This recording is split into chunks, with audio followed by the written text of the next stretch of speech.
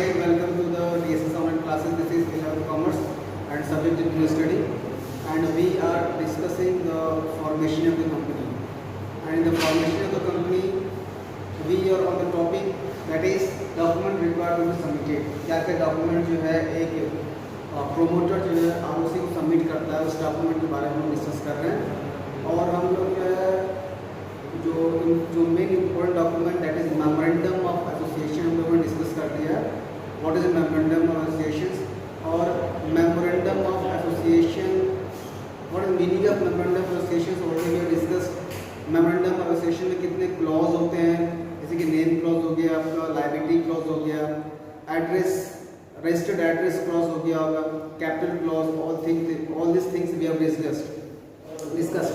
देखिए capital clause के अंदर हम लोगों ने पढ़ा है कि जो भी क्लॉज के अंदर जो भी ऑथराइज्ड कैपिटल मेंशन है, जो भी ऑथराइज्ड कैपिटल मेंशन है, उस ऑथराइज्ड कैपिटल से जो है एक्सिस अमाउंट जो है कंपनी सब्सक्राइब नहीं कर सकता है। ठीक है, फॉर एग्जांपल अगर किसी कंपनी का ऑथराइज्ड कैपिटल क्लॉज के अंदर मेंशन है 1 lakh rupees,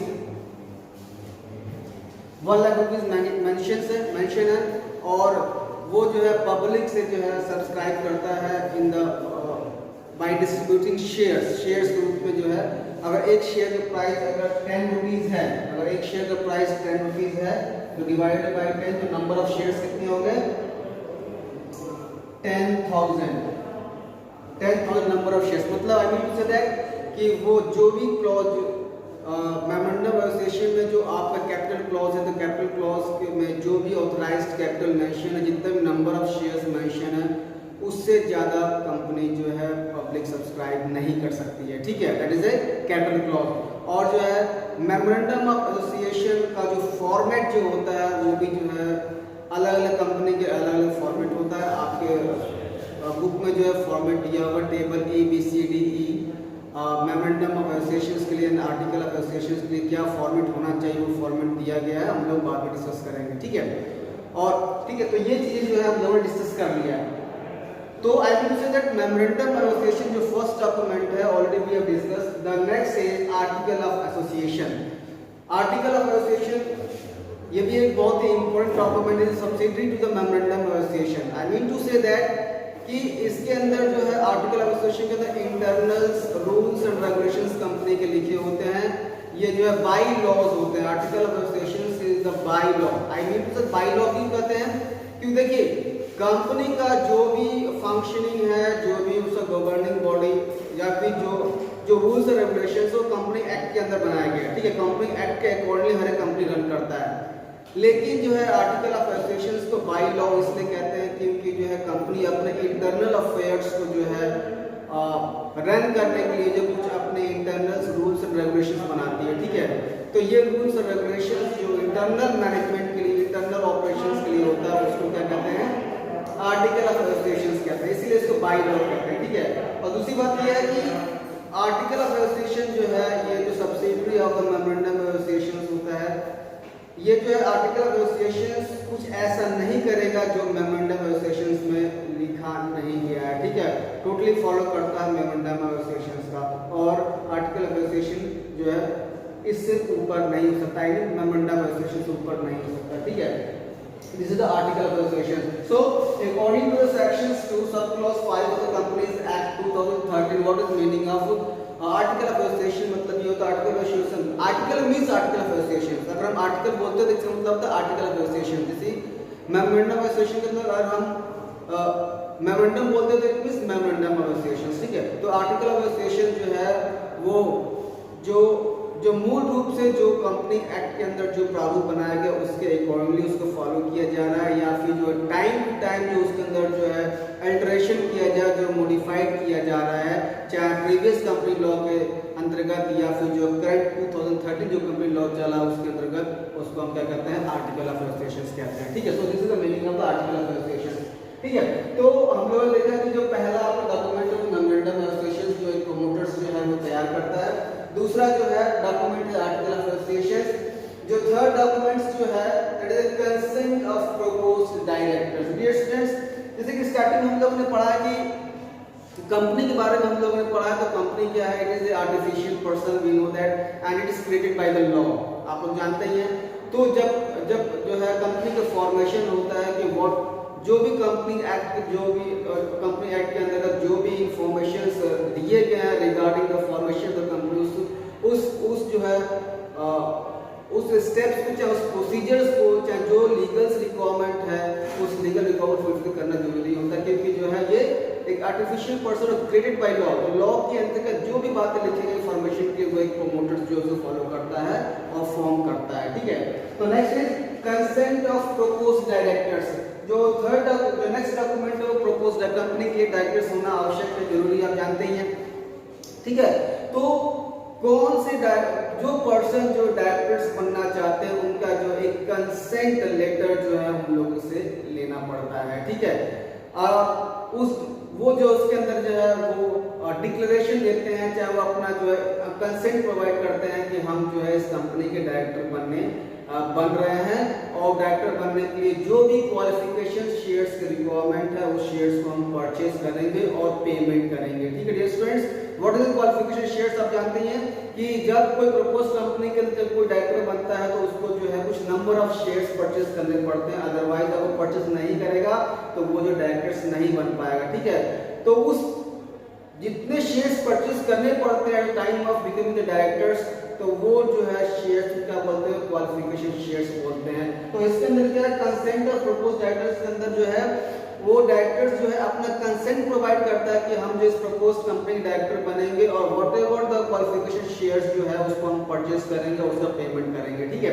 it is the consent of the proposed director. ये जो एक अनदर डॉक्यूमेंट है जो आरओसी को जो है डायरेक्टर जो सबमिट करता है, जिसमें डायरेक्टर से कंसेंट का डायरेक्टर बनने का।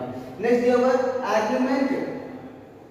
एग्रीमेंट क्या है, एक like article of association and the consent of the proposed directors, और जो है मेमोरेंडम ऑफ एसोसिएशन के अलावा एक और डॉक्यूमेंट जो रिक्वायरमेंट है एग्रीमेंट। एग्रीमेंट क्या है, the agreement the proposed companies make agreement किसके साथ, if any which the company proposes to enter with any individuals as its managing directors, whole-time directors or directors और मैनेजर्स, ठीक है। मतलब कि कंपनी जो है जो प्रपोज कंपनी है वो पर्सन किसी पर्सन के साथ, इंडिविजुअल के साथ वो एग्रीमेंट करती है, किस एग्रीमेंट करती है, फॉर द मैनेजिंग डायरेक्टर्स के लिए, ठीक है, होल टाइम डायरेक्टर्स के लिए और मैनेजर्स के लिए। तो ये एग्रीमेंट जो है उस पर्सन के साथ जो है एमडी के लिए चूज किया जा रहा है या होल टाइम डायरेक्टर्स के लिए या मैनेजर्स के लिए, तो ये एग्रीमेंट भी जो है प्रोमोटर जो है आरओसी को जमा करता है, ठीक है। नेक्स्ट दिया होगा statutory declaration. Statutory declaration means कि इसमें जो है कोई भी एक एडवोकेट हो गया या फिर प्रैक्टिसिंग सीए हो गया, चाहे सीएस हो गया या फिर कॉस्ट अकाउंटेंट हो गया, ठीक है, ये जो है एक डिक्लेरेशन, एक वैधानिक डिक्लेरेशंस प्रोवाइड करता है कि हाँ ये जो प्रपोज्ड कंपनी है उस कंपनी ने जो कंपनी एक्ट 2013 के अंतर्गत जो भी फॉर्मेशन की बातें लिखी गई हैं, जो भी प्रोसीजर्स को बनाया गया है, जो भी डॉक्यूमेंट्स है उस डॉक्यूमेंट्स को इन्होंने फुलफिल किया, उस प्रोसीजर्स को फॉलो किया है और कंपनी का फॉर्मेशन हुआ, ठीक है। तो ये जो है अपना एक डिक्लेरेशन देते हैं अबाउट द कंपनी। कंपनी ने हर एक फॉर्मेलिटीज पूरी कर ली, हर एक डॉक्यूमेंट्स सीधे बाय उसने जो है आरओसी को जो सबमिट कर दिया, हम जो है डिक्लेयर करते हैं, ठीक है।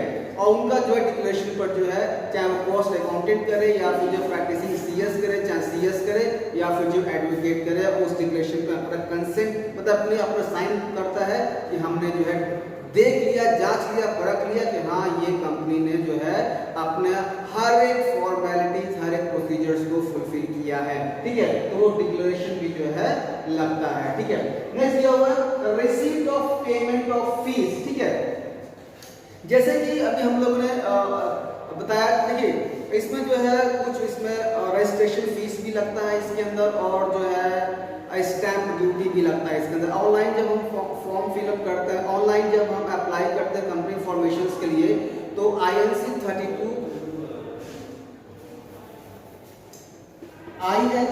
32 फॉर्म एक होता है,